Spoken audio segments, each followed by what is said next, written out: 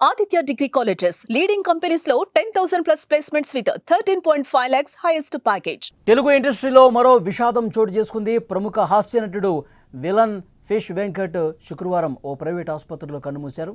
గత ఆదివారం దిగ్గజ నటుడు కోట శ్రీనివాసరావు, మరుసటి రోజు అందాల నటి పద్మశ్రీ పద్మభూషణ్ గ్రహీత సరోజాదేవి కన్నుమూశారు.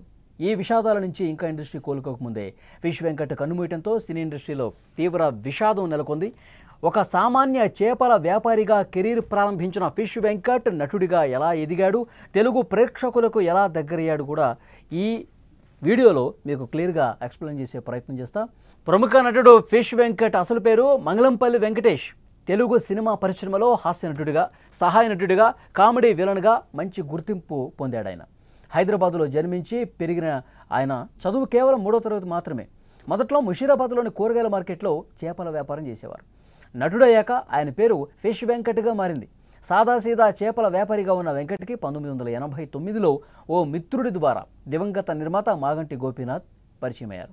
1991లో నిర్మించిన జంతర్ మంతర్ చిత్రంలో వెంకట్కి తొలిసారి నటించే అవకాశం వచ్చింది. ఆ సినిమాతో పెద్దగా గుర్తింపు రాలేదు.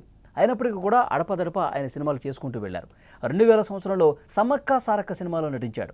వివి వినాయక్ దర్శకత్వంలో ఎన్టీఆర్ నటించిన ఆది సినిమాలో తొడగొట్టు చిన్న అనే డైలాగ్ ఫిష్ వెంకట్కి మంచి పేరు తీసుకొచ్చింది. ఆ తర్వాత వరుసగా ఛాన్సులు రావడంతో బిజీ నటుడిగా మారారు ఆయన. ఖుషి, దిల్, బన్నీ, గబ్బర్ సింగ్, అత్తారింటికి దారేది, డీజేటీలు వంటి బ్లాక్ బస్టర్ సినిమాలతో 100కు పైగా యాక్ట్ చేశారు సినిమాల్లో ఆయన. ఫిష్ వెంకట్ తనదైన కామెడీ మేనరిజం, తెలంగాణ యాసతో ప్రేక్షకులకు బాగా దగ్గరయ్యాడు. తాను ఈ స్థాయిలో ఉన్నానంటే దివంగత నటుడు రియల్ స్టార్ శ్రీహరి అని చాలా ఇంటర్వ్యూల్లో కూడా ఆయన చెప్పినటువంటి పరిస్థితి ఉంది. ఇక ఫిష్ వెంకట్కి భార్య, 3 కొడుకులు, 1 కూతురు ఉన్నారు.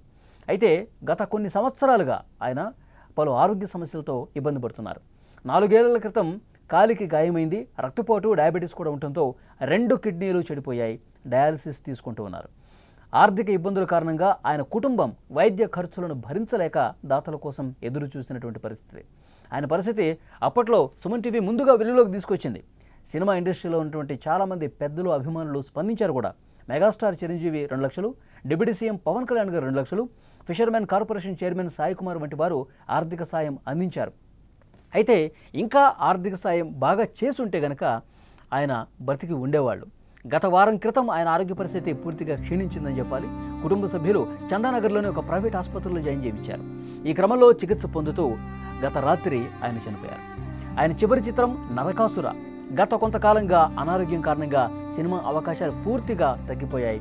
ఒక్కటంటే ఒక్క సినిమా కూడా గత 2 సంవత్సరాల్లో చేయని పరిస్థితి.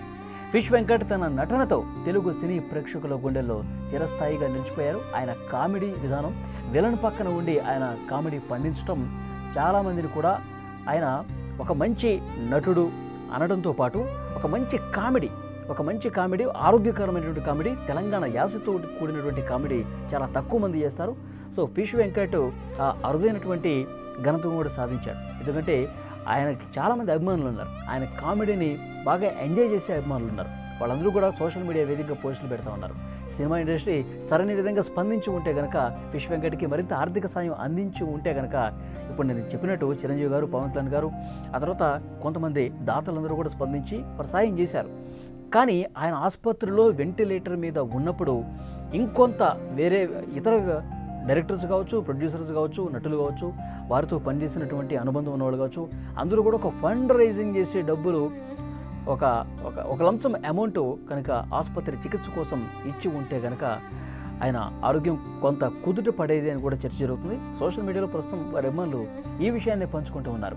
ఆయన ఎన్నో గొప్ప సినిమాలు చేశాడు, గొప్పగా కామెడీ పండించాడు, పెద్ద పెద్ద హీరోల పక్కన చేశాడు, పెద్ద పెద్ద డైరెక్టర్లు అవకాశం ఇచ్చారు, ప్రొడ్యూసర్లు అవకాశం ఇచ్చారు. 100 సినిమాలకు పైగా చేసినప్పటికీ కూడా అనారోగ్యం కారణంగా 2 కిడ్నీలు ఫెయిల్ అయిపోయి కనీసం వాటికి చికిత్స చేయించుకోవాలనేటువంటి ఆర్థిక పరిస్థితి కూడా లేకపోవడంతో అందరూ కూడా కన్నీరు మున్నీరుగా విలపిస్తున్న పరిస్థితి. వాళ్ళ ఇంటి దగ్గర పరిస్థితి కూడా ఒక్కసారి మీకు ఎక్స్ప్లెయిన్ చేసే ప్రయత్నం చేస్తాం. వారి కుటుంబ సభ్యులు కావచ్చు, బంధువులు కావచ్చు, ఇప్పటికే ఇంటికి వచ్చి ఉన్నారు. ఫిష్ వెంకట్ భౌతికాయం కూడా ఇంటికి చేరుకుంది. రామ్నగర్లో, హైదరాబాద్లోని రామ్నగర్లో ఆ ప్రాంతంలో అనుబంధం ఉన్న ప్రతి ఒక్కరు కూడా, ఫిష్ వెంకట్తో పరిచయం ఉన్న ప్రతి ఒక్కరు కూడా, పరిచయం ఉన్నా లేకపోయినా ఫిష్ వెంకట్ సినిమాల్లో సుపరిచితుడే కాబట్టి చివరిసారిగా ఫిష్ వెంకట్ని చూద్దామని చెప్పి వస్తున్నారు. ఈ సాయంత్రం ఫిష్ వెంకట్ అంత్యక్రియలు కూడా జరగబోతున్నట్టుగా తెలుస్తుంది. ఫిష్ వెంకట్ బంధువులు అయితే కన్నీళ్లు పెట్టుకుంటున్నారు. ఆసుపత్రిలో సాయం కోసం గత కొన్ని రోజుల పాటు మేము ఎదురు చూసాం కానీ పెద్దగా ఎక్కడ కూడా సాయం ముట్టని పరిస్థితుంది. ఆ కారణంగానే, ఎందుకంటే 2 కిడ్నీలకి వైద్య చికిత్స చేయించుకోలేనటువంటి ఆర్థిక పరిస్థితి లేనటువంటి సిచ్యువేషన్లో మేము ఉన్నాం. సాయం కోసం ఎదురు చూసాము కానీ ఎవరు కూడా పెద్దగా స్పందించలేదు. ఇక ఏమీ చేయలేని నిస్సహాయ స్థితిలో అదేవిధంగా ఆసుపత్రిలో ఉంచాం. ఈరోజు పూర్తిగా మమ్మల్ని వదిలేసి దూరంగా వెళ్ళిపోయాడని చెప్పి వారి కుటుంబ సభ్యులు, వాళ్ళ సొంత చెల్లెళ్ళు, వారి కుమార్తె అందరూ కూడా బాధపడుతున్నటువంటి పరిస్థితి ఉంది. ఫిష్ వెంకట్ ఇండస్ట్రీలో ఎన్ని మంచి సినిమాలు చేశారో మనం చూసాం. ఆయనకి ఎంత మంచి పేరు సంపాదించుకున్నాడో హాస్యాన్ని పండిస్తూ మనం చూసాం. వారి హాస్యాన్ని చూస్తూ కూడా నవ్వుకుంటూ ఎంజాయ్ చేసినటువంటి సన్నివేశాలు అనేక సినిమాల్లో పెద్ద పెద్ద హీరోలతో పాటు ఉన్నటివి కూడా మనం చూసాం. సో ఆయన కలిసి నటించినటువంటి హీరోలు కూడా ఎవరన్నా ఇంకా ముందుకొచ్చి సాయం చేస్తుంటే బాగుండేదని చెప్పి వారి అభిమానులు ఇప్పుడు సోషల్ మీడియాలో పంచుకుంటూ ఉన్నారు. ఎవరు సాయం చేయలేని వాళ్ళు ఇప్పుడు చనిపోయిన తర్వాత మాట్లాడుతుంటే ఇది అంత బాలేదని కూడా స్పందించేటువంటి అభిమానులు కూడా ఉన్నారు. సో ఏదేమైనప్పటికీ నష్టం అనేది జరిగిపోయింది. ఆయన ఆరోగ్యం పూర్తిగా క్షీణించింది. రాత్రి కన్నుమూసినటువంటి పరిస్థితి ఉంది.